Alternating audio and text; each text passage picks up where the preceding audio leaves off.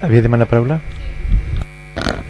Bé, en primer lloc, per matisar per el tema de les activitats de la Setmana del Dia Dona, felicitem evidentment la iniciativa, però ens agradaria preguntar, per exemple, quin tipus de publicitat massiva o si s'ha fet, per exemple, del monòleg que està previst per al dilluns. Nosaltres personalment no hem vist molta publicitat, per tant igual després ens queixem d'una falta d'assistència de públic. Després, el dijous 8 està convocada la vaga a València, una vaga que du el nom de Nosaltres movem el món, ara parem.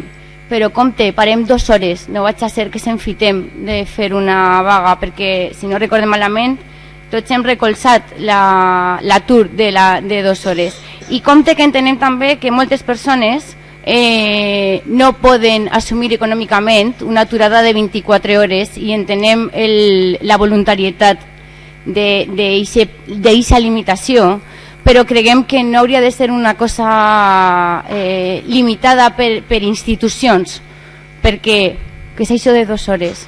Vull dir, si realment les dones volen visibilitzar-nos d'una vegada per totes i fer veure realment quina intensitat d'actuació tenim en la vida laboral, social, familiar, etc., que és això de 2 hores. No ho sé, si parem, parem i anem a fer la reivindicació com cal, no? I després, com ja hem dit, en atenció i en al·lusió al que ens ha dit Roberto, com en moltes altres ocasions ja hem explicat des de Compromís per Aldaia, en València que facin el que puguen, que nosaltres estem així fent el que podem, i som Compromís per Aldaia.